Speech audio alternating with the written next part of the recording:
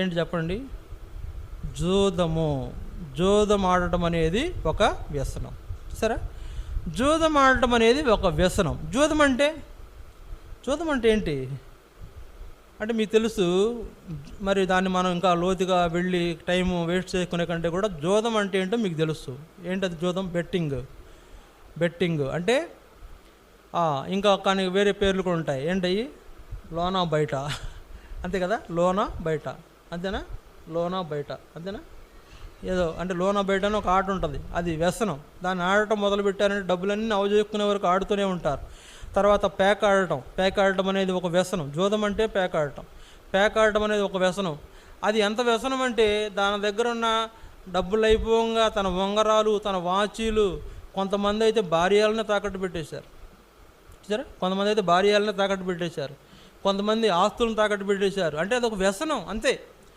మొత్తం అన్నీ లాస్ అయిపోయే వరకు దాన్ని విడిచిపెట్టకుండా ఆ వ్యసనంలో పడిపోయి నష్టపడే పరిస్థితిలో ఉన్న మనుషుల గురించి నేను మాట్లాడుతున్నాను. ఈ రోజుల్లో చాలామంది ఇలాంటి వ్యసనాలు కలిగి ఉంటున్నారు. లేకపోతే మన భాషలోకి వద్దాం. మన ప్రాంతంలో జరిగే ఏంటది?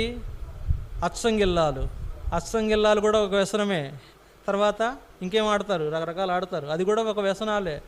ఇలాంటి వ్యసనాలు కలిగిన మనలను ఆ వ్యసనాల నుండి విడిపించడానికి యేసుప్రభు ఏం చేశాడు? యేసుప్రభుని దేవుడు ఈ లోకానికి పంపించాడు. అందుకని అక్కడ రాయబడింది, యెషయా 53 ఏం రాయబడింది? అతడు మన వ్యసనములను వహించెను. అతడు మన వ్యసనాలను భరించాడంట. అతను మన వ్యసనాలను మనం ఏం చేసినాడు?